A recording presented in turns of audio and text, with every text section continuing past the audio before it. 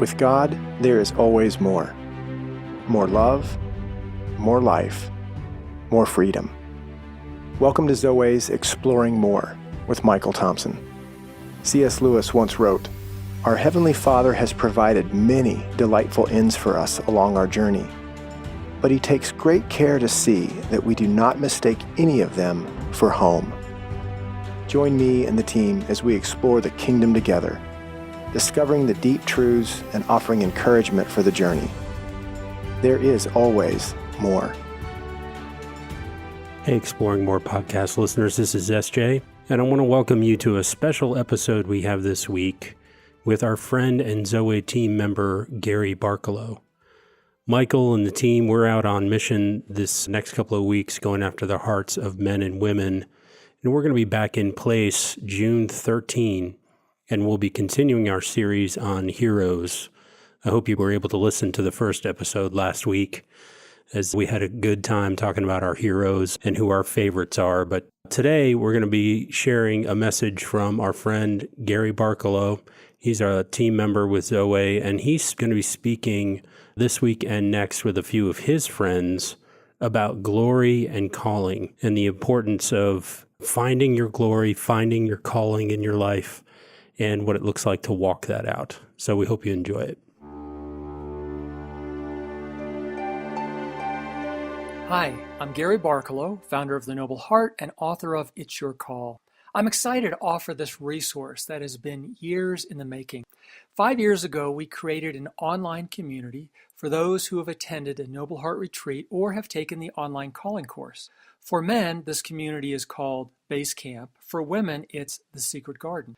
One of the things that we offer to these communities are weekly live interactive conversations with members and guests. Now, after having done hundreds of these recorded conversations, we are creating a series of the Best of Campfire Conversations, a collection of the quintessential ideas, insights, and perspectives of our guests. I hope these interview clips help you live more alert and oriented as you walk with God, guard your heart, and offer the weightiness of your life to the world. Our first guest is a Base Camp member, Jeff Andresian. At the time of this recording, Jeff was on medical leave from U.S. Airways, where he had been a captain for many years. During the time of this recording, he had spoken and facilitated many of the Noble Heart retreats with me. Presently, Jeff is a pilot, a captain with American Airlines. When you're going through a transition and there's going to be some movement and fluidity in your life, a lot of times you can go to the institution and, you might go to a pastor or something like that, and they're not really tuned in to transition. So the idea that there would be some movement in your life and you're going someplace, a lot of times men don't know where to go or who to talk to. Right. And the other thing that strikes me, too, is we are in a time, because of what's happened with the economy, and that's not the core of it, everything's getting shook right now, that transition seems fatalistic right now, right? Because transition means the end of stability. Whereas, 5 years ago, it wouldn't have seemed like that. It would have been going from one thing to another. I think the idea of transition just creates huge fear in men. Yeah. And also the avoidance of it. Some transition we can avoid and some we can't. We have nothing to do with it. There's the realignment of our life that we do because we're following God and hearing Him, and He's saying you need to live according to who you are and what you are. And then there's realignments that come along that just happen to us, and we have no say-so. Right. And the truth of it is growth comes from change.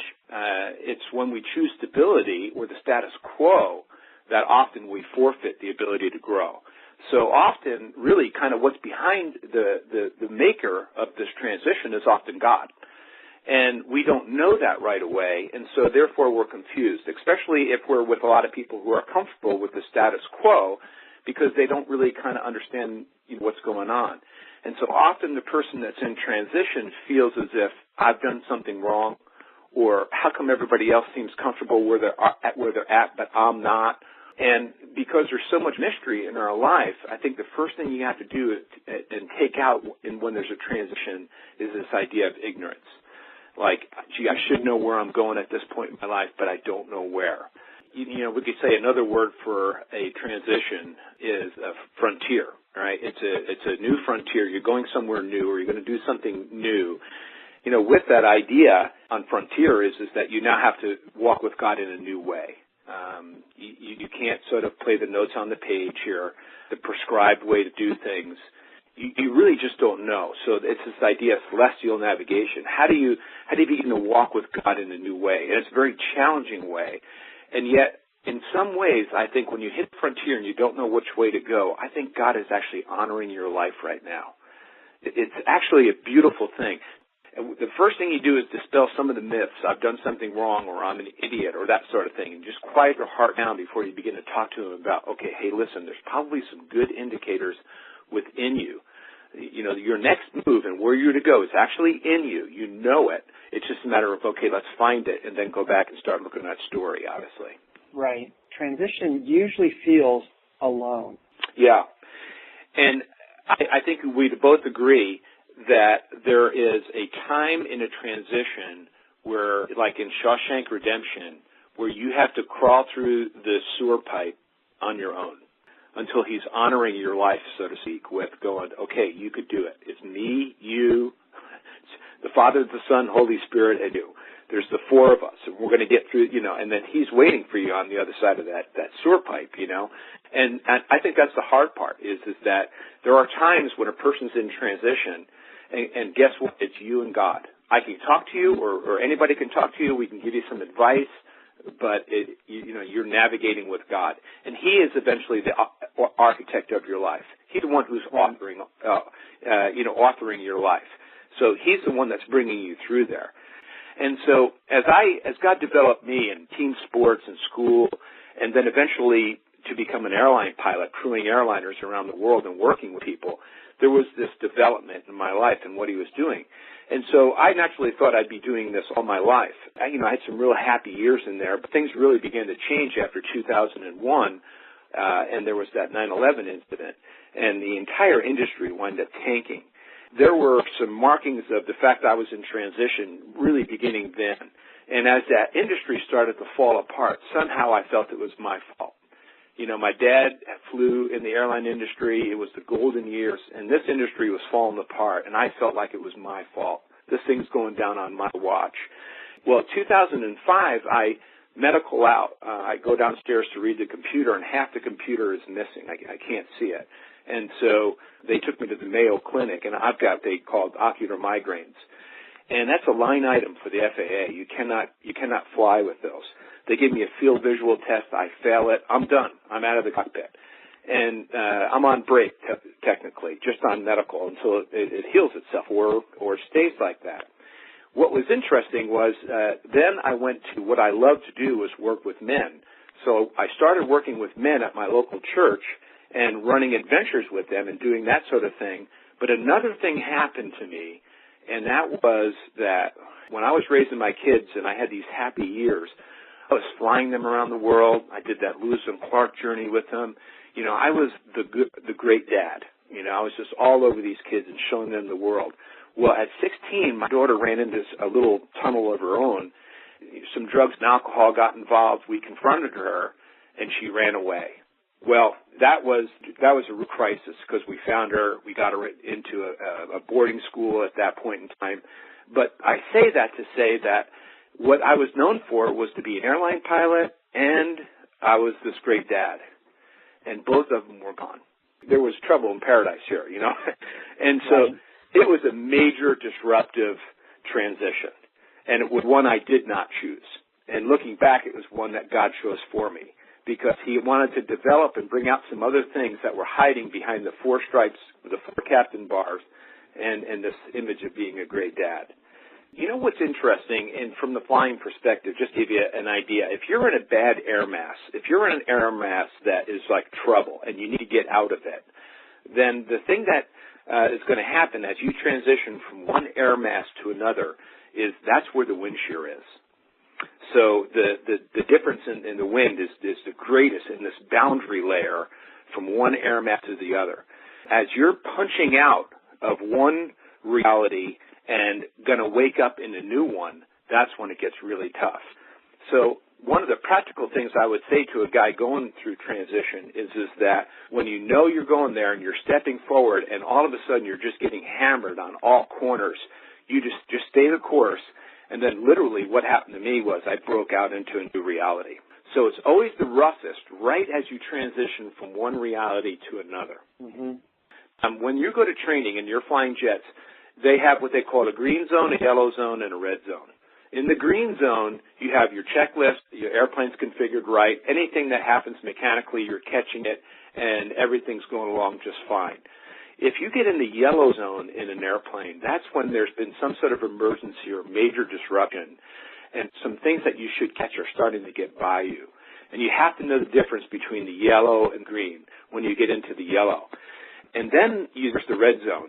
You know, we're talking full-blown emergency and just some huge parts of the airplane's misconfigured and, parts of the checklist, and you can get hurt, right, in the red zone.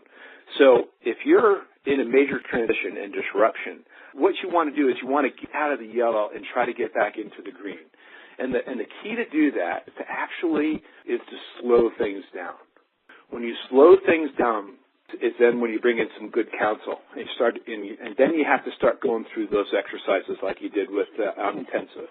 Hey, let's look at your story of what God has been developing. Let's look at your desires. Let's look at your journey and where you're going, okay? So that's a major thing. Now, sometimes a guy might be in the red, and literally you got to get the defibrillators out and just restart his heart. You got to get him oxygen. And sometimes a guy just needs to get up in the morning, make his bed. He's so depressed. Get, showered, get out, get some exercise, get in front of the Word. I'd have him spending a lot of time in front of the Bible. And you need to just get your health back sometimes before you can even start to think about, working on your calling and where you go next. Our next guest is Brian Golter. He is the former founder and CEO of Brian Golter and Associates and the author of Your Right Job Right Now, Unconventional Wisdom, Unbelievable Results from My Boss, June. Currently, he is the CEO of Furious Integrated Training Systems. I'd grown up in a household where, like so many people, where there's abuse, physical and emotional abuse. It was severe enough. That experience had stunted my mental development. So when I arrived at school at age 5, I hadn't learned how to speak, and because I couldn't speak, I couldn't read. So I came into to school to find out that I was this kind of broken idiot. Those are actually the words that fell on me at that time in my mind, not being able to speak or express myself. Let me back up and say my mother could understand my speech. It's just nobody else could. So that's where it begins. And then about 3 years after that, 2 women came into my life. One was a speech therapist, and another was a teacher at school. And without getting into the details, I think we've all had those people in our stories that show up that are inspirational, that lift us up. And these two, between the speech teacher and the teacher at school, one learned how to talk and could learn how to read, and started to do well in school. So those 2 people were the first people that showed up as rescue in my life in a big way. I prayed for the first time, and the prayer was, God, bring me somebody who will bring out the best in me. That was the prayer. About 2 weeks later, I see an ad in a newspaper, and it says June, and there's a phone number. That's it. And I call her on the line. I don't remember much of what happened in that initial conversation, but I do remember that she talked me into driving an hour and a half to the interview, and I had a beater car that I wasn't sure was going to make it down the street. I had become really good at telling a good story about me and about what made me worthwhile and what made me a good candidate. And they're just great stories about how I cared about people in gerontology. I'd worked in nursing homes, and how I cared about people. It was just this great sales job I had. And I had fooled professors with this story and employers with this story and other people along the way. Nobody questioned the story. When I was done, she asked me, would you like my feedback? And I love this part because this is where people just tell me what a caring guy I am. I said, sure. She looked up at me and she said, you're the most dishonest person I think I've ever met. And I was just, it was mortifying. I just became 2 inches tall. And then she started talking. I'll just read real briefly from the book because it really captures June better than if I did it spontaneously. Yeah. She said, "You lie about everything, and what's worse, I don't think you even know you're doing it. You say you wanted to study psychology so you could help other people, but the truth is you took it so that you could understand yourself and impress other people. You said you studied philosophy because it was a challenge, but you really took it because you liked the teacher. You said you got into gerontology because you like helping people, and I do believe you like helping people, but that's not what really motivated you. You know it, and I know it. You tell yourself you are helping other people, but in truth, you want other people to be impressed by you. You want to impress them because you're not impressed with yourself. You don't even like yourself. You lie to yourself, and then you actually believe the lie. But something said, Brian, this is what you've always been waiting for. That in order to get the best of you, which you've always wanted, somebody is going to have to call you out on the worst of you." But I do think there's also a part of her heart that would say, at last, because I'm so tired of upholding a profile, a person that I'm not really, and it's just too much for me to bear anymore. I think that explains the reason why so often God engineers our circumstances around adversity. Mm-hmm. It had nothing to do with my criteria. The only thing right about the position was her, was the relational aspect of it, that I was being called out on something that was vital to me to be called out on. That was the only part that was right. And that job, after 20 years, turned into the position of I always say my dreams, but it's really much better than that. It turned into a position beyond my dreams. It's such an important aspect of career and job search that I think is rarely talked about or understood, that our careers, our calling as it relates to our work, really moves relationally. And on the flip side of that, for anyone who's wondering, what does that really mean? Well, here's what it means. You have never been happy in a job where you were not treated with integrity or respect. Yeah. It never worked out. You never got the benefit that you thought you would get. The money became less significant to you over time. The industry that you thought you were so passionate about, you became less passionate about. Everything rests on the relationship with leadership. That's such a good point, that a job needs to be about far more than the money or just simply the use of my skills or my ability to improve my situation, that there's another side of improving who you are. And I'm struck by what you said, that June treated you with integrity and respect, but it doesn't mean that your relationship with her was pleasant all of the time. I mean, it was hard, the things that she was saying to you, the things that she was getting you to do. But I know, knowing the end of the story, that she knew what she was doing, and what she gave you was such a huge gift of you becoming the man that she could kind of see you could be. Mm-hmm. That's huge. It is. A lot of people are thinking like, well, that's great. He met somebody like that, but I haven't met somebody like that. This is an unusual story about one person. It's not. It's everybody's story. The reason we don't find the Junes out there, or the sages, or the people that could really lead us into becoming, as you said, the people that God wants us to become or designed us to become, is we do not look for them. We do not make that our primary focus. We hope it happens. It's not that we are oblivious to the attempt or the desire for that type of person, but what I've learned over watching careers over these many years is the people who find their June are the people who single-mindedly want that above everything else, and they're willing to let go of the thing they want second in order to get that great leader. Yeah. And very few people are operating in their careers that way. June's real expertise, and I think the expertise of any sage, is they don't talk in terms of 10 things you need to do. God, I really believe this, puts one difficult thing in front of us at a time. And it's that thing in our back of our mind we know we need to do, but we can probably get away without doing it. And what a great teacher does is they just deal with that one thing. And they're very good at identifying it, and then they're very good about not allowing you to get sidetracked or put up excuses. Yeah. And the love is what you mentioned. It's that ability to see somebody as God sees them, as who they're designed to be, and from that place call them out on the person that they're being.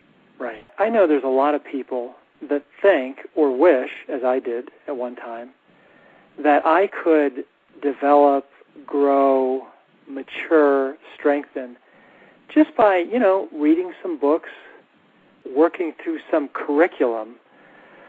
But it just seems like, real development is going to take place as we go through circumstances, and not always, but almost always, through relationship or relationships. It was amazing how, we know, probably most people listening to this know how the enemy will come at your strength early in life.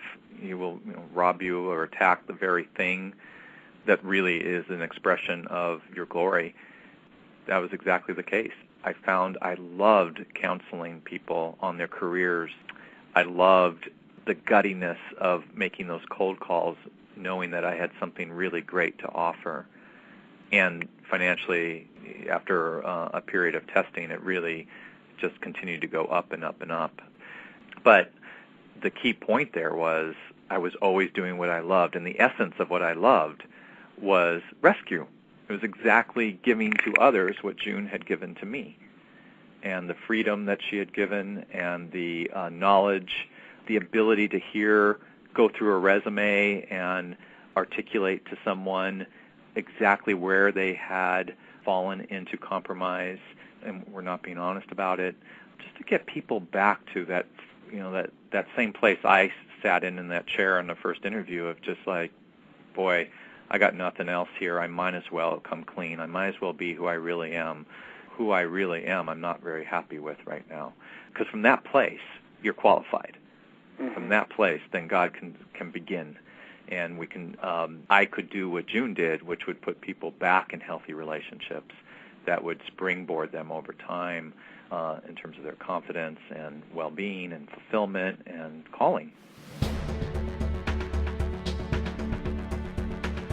Hey listeners, it's SJ.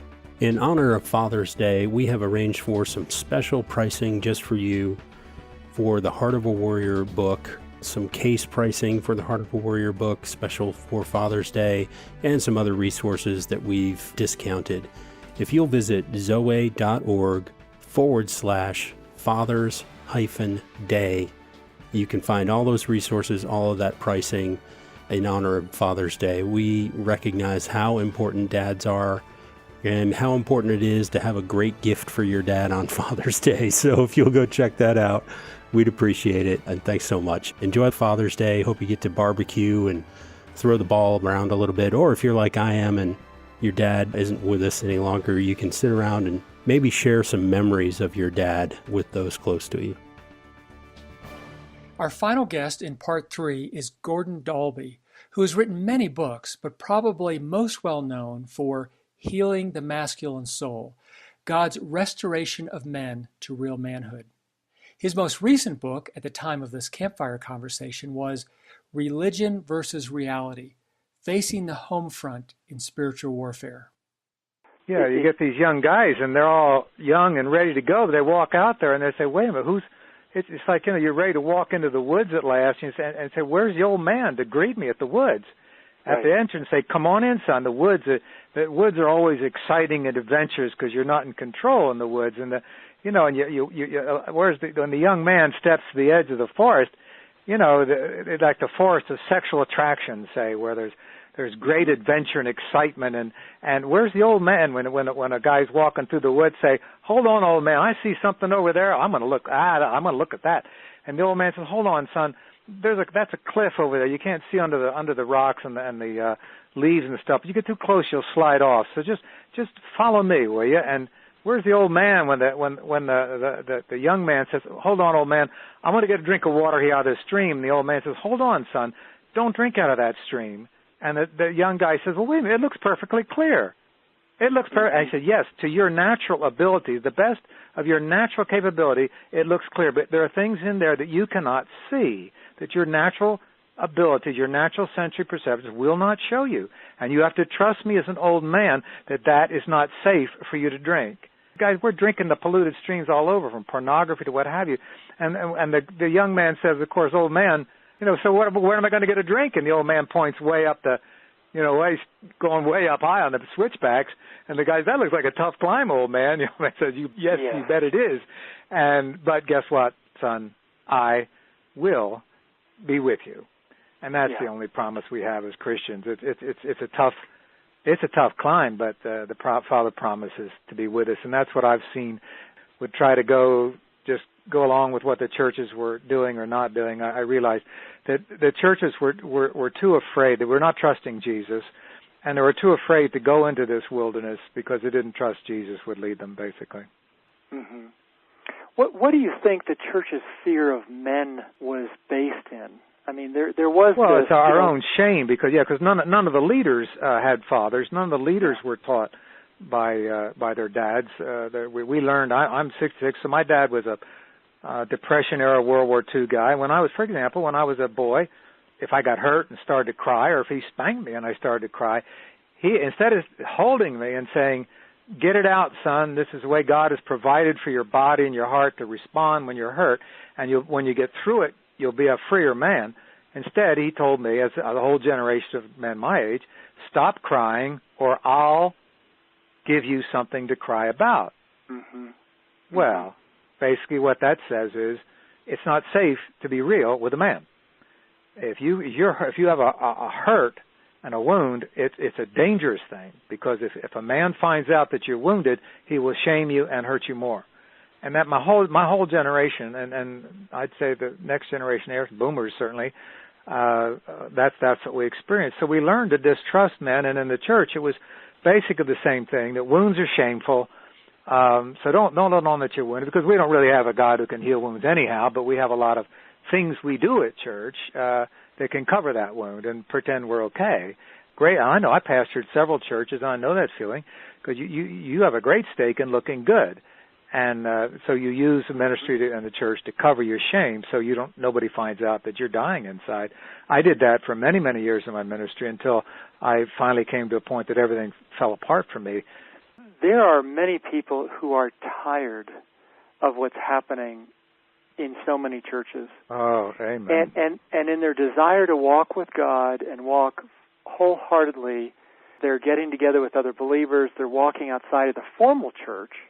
Mm-hmm. And finding so much life there, and either what happens, it seems like, is they continue in this, walking with God in this way, and then that becomes their ministry to others because others are invited in and they enjoy this, mm-hmm. Or they can become very cynical of the organized church. Oh, I know. That's a big that you onto it. Yes, that to me is my litmus test. If I really got the Spirit in me, that voice of contempt for the church, that voice of, well, we're doing the real thing over here, see? Mm-hmm. And if the church were really hip like we are and down with the real Jesus, he'd be doing like, that shows me that the spirit of shame and division has entered you. And someone once said, you become what you hate. That what they really mean is spiritually what the dynamic is there is you participate in the demons that are animating the people you're against. You have to have that heart of grace and truth. John 1:17, God gave the law through Moses, but grace and truth he gave through Jesus Christ. I am not against church. I am against religion. But I know in my own heart, yes, absolutely. There are times when that voice starts speaking, you're doing the real church, Gordon. And those guys in church, they're not really up to speed, the real organized church. You're out there hip and on the cutting edge, and you're the adventure out there, see, where the real life is. Oh, Lord Jesus, forgive me, please. How do you relate, live, fellowship in your church in light of all of this? Well, I might ask how do you live with your wife? Yeah, she's perfect. Oh, okay. Well, then it's no problem, I guess. She's perfect, so you don't ever have to give or accept things that you'll never change. you will never change in her. Never. I mean, capital N, never, not until the Lord comes back will this change in her. Now, maybe there's some newlyweds. I'm sorry, brothers. I'm sorry. I hope I'm not. I'm maybe breaking some tough news to you right now. But it ain't going to happen. And the sooner you accept her at that level and realize, I accept her as she is, I love her as she is, and I will pray for her, and I'll hope in you, Jesus. I'd like to see you do something. But and I'm sure if your wife has surrendered to Jesus, she's praying the same thing for you, brother. So, mm-hmm. Because every church I visit, there's brokenness there. There's brokenness in me. I mean, it shouldn't be any wonder to anybody close to me. But it's part of this world. Mm-hmm. And if you're waiting for the church to come to you and give you what you need, that doesn't sound very grown up to me, quite frankly. One of my prayer partners actually said when I was just so angry at the church, at men's ministries and all that would not acknowledge me, and he said to me, Gordon, when you want something from somebody, you give them power over you. That blew me away. When you want something from somebody, you give them power over you. He said, you're giving these ministries power over you. You want their approval, and they're not giving it to you, and so you're angry, and they've hooked you. They've got all your energy focused on what they're not giving you instead of what God wants to give you. So, Gordon, as a 66-year-old man, from all that you've experienced, your walk with God, your fight through life on this earth, what would you give in terms of advice, counsel, wisdom to younger men right now? You've given that in all of these books and all the teaching you've done and everything else. Let's take it for the moment, Renee. I have a son, 19 years old, so I'm living on the front line of battle. This world today is hell-bent, and I picked that word deliberately. It is hell-bent to destroy young men, to take them out. I mean kill them, whether by pornography, drugs, craziness that we all young men get into at times. So I know very well what young men, as much as I can, being a father. My heart goes out to the younger brothers. The kingdom of heaven. A kingdom is where the king rules. The kingdom of God is where God rules. You have some agency in that. However much God rules in your life is up to you. You can let him rule you on Sunday morning, but no more? Okay, then your kingdom of God in your life is pretty small. But if you want the kingdom of God to come full in your life, you got to give him full permission to rule over all your life. That means you got to give up. Religion is not about giving up. Religion is about what we do for God. Jesus is about what God does for us. And until you get on your face and say, I give up. Not to the circumstances. Hold on there, brother. No, not to the circumstances. The word shalom in Hebrew, we translate loosely as peace. The definition of peace, Jesus is our peace, the apostle says. That is to say, peace is not about circumstances. The whole world can be losing its head around you. Your marriage can be falling apart. You get fired at your job. You can still have peace if you invite Jesus in the midst of your circumstances. The definition of peace for kingdom warriors is the presence of Jesus in the midst of circumstances. Okay. So the first thing I would say, young men, is all the temptations are swirling around you, within you, just a click of your finger, and you got naked ladies all over the place on the website, when you could give up. Not to the enemy. We are creatures of surrender. We're made of surrender stuff. That's what we're made of. And it's not a question of whether you will surrender or not. It's to whom or what are you going to surrender. And I say to you now, you ask me as an old man what I would say, young man, give up. Give it up now. Don't wait till the enemy beats you up, until you get to the edge of a cliff or falling off a cliff, till you finally say, oh, guess what? I can't do it. And by that point, you're so far down the river, everything's falling apart in your life. Take it from an old man. Give up now. Get on your knees. I give up to you, Jesus. I cannot do this. I cannot walk this walk. And I need you to fill me with your spirit so I can. I hope that these conversations have spoken to your heart what was needed in this part of your journey. We hope you have enjoyed this episode of Exploring More. The landing page for this podcast is zoweh.org/podcast. That's ZOWEH.org/podcast, where you can find the show notes and various platforms to which we broadcast.